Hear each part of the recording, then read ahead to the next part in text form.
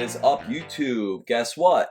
They're back. Well, they never really left. Developer Boring, laying low, and they have been slowly but surely still cranking out Chicago's black and reds, black toes, and also black metallics.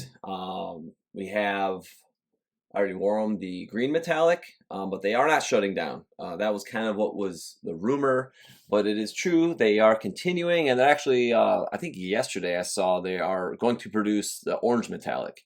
But today, probably one of my favorite metallics I've been wanting for a long time. As you saw, HV&D, got a beautiful pair from them.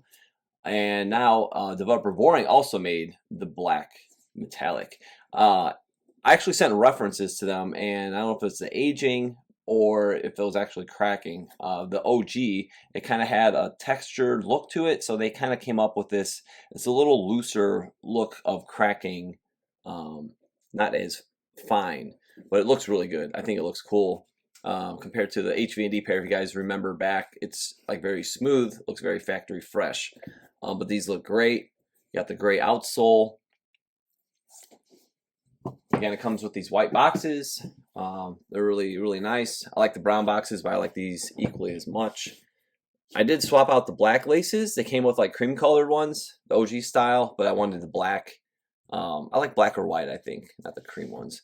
But it does have the oxidized midsole. And again, the gray outsole.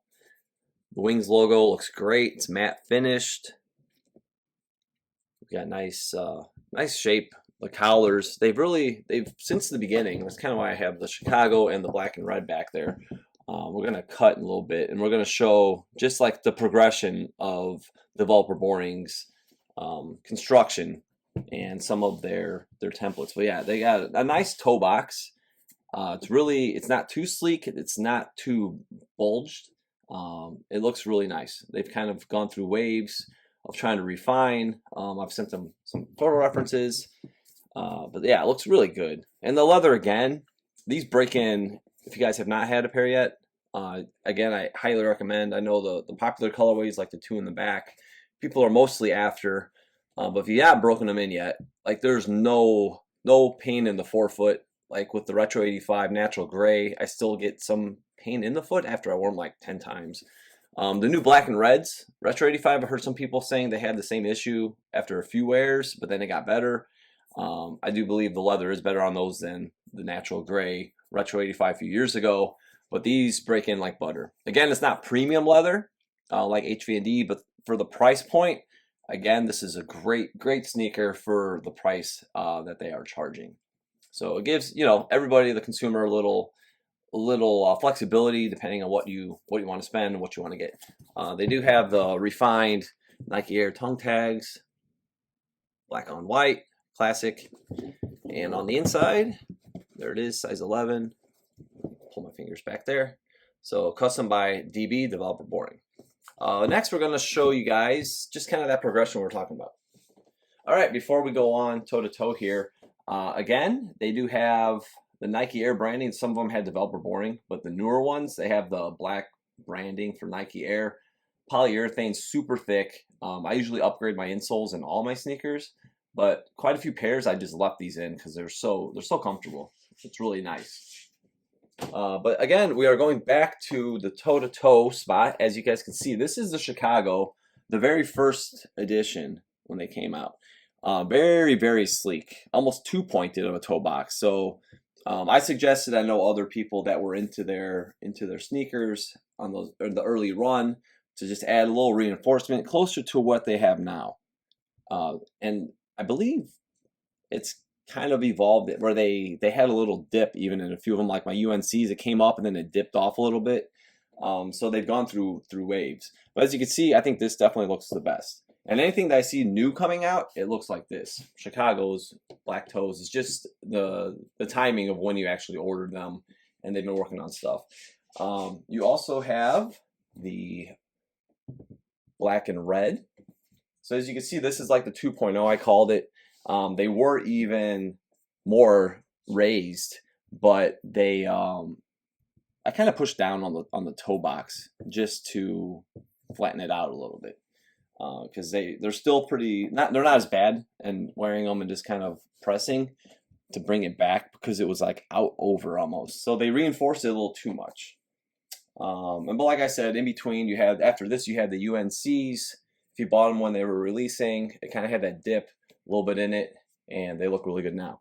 Next we're going to flip them. All right, as we saw the first version too, the swoosh is a little lower, and now it's a little more elevated. The lines look a little better. Also, they matte finished. I did this myself. It was shiny, but they matte finish all the stamps now. Got a video how to do that if you do have a shiny pair from Retro 85 to earlier Developer Boring. So yeah, easy, quick fix, but at least they're doing that. It's a little less embossed too. These were heavier embossed. But I do love how this shape looks, how the cut looks still, even on the first version. They brought the panels up just a little bit, as you can see. Like the swoosh is slightly taller. And then they had the 2.0, that's what I call it, if you got in that timeline, to where there was a little issues I felt like on this one that they fixed, obviously, with the bigger toe, and you can kind of see how the midsole kind of comes in a little bit. So I think it was just fitment when they tried to reinforce the toe, but now you can see everything lays really straight, really flat. Again, just progress that they keep working toward and correcting the shapes and the way that the shoe's actually constructed. So that's pretty cool. But yeah, you can see that the swoosh is elevated more. And we can drop in the Chicago here. Just kind of get a heel view really quick. And I think just overall, like the lines, you can kind of see how that kind of raises upward a little bit. Again, the sail, midsole. But yeah, construction overall, just better. Everything all around. This was a little thinner cut on the black where the swoosh is, and they brought it up. It's more exposed, just cleaner, better look overall. All right, so that about do it for this video. Again, Developer Boring, black metallic. Love this shoe. I'm gonna wear them today, actually. Going to a Cubs game. As you all know, I'm a Sox fan. Cubs National League team is my Phillies, so Phillies are in town. That's what we'll be doing. And before we go, I just wanted to make point two, just with some wear. Like, look how this buttery leather is broke in, really nice. So no major hard creases, like I said. Just wanted to kind of show example of that before we broke away. And the panels, the more you wear them, the nicer they break in. Just really nicely done. Again, price points very friendly compared to others, but it all depends on what you want. You get what you pay for. I would say this, for what, like $100 less for this sneaker versus like the Retro 85 at $250 now, your value's better. Your comfort, I think, is better with these even. The way they break in, the leather, thick, insoles. Just a great sneaker. Highly recommend it, and they keep improving. So hope you guys enjoyed this video. Definitely will have more coming. I got, let's say, the Wizards era MJ coming up soon. That'll be our next video. So stay tuned for that. Don't forget to subscribe. You follow me on Instagram at OG or Bust, and we'll see you soon.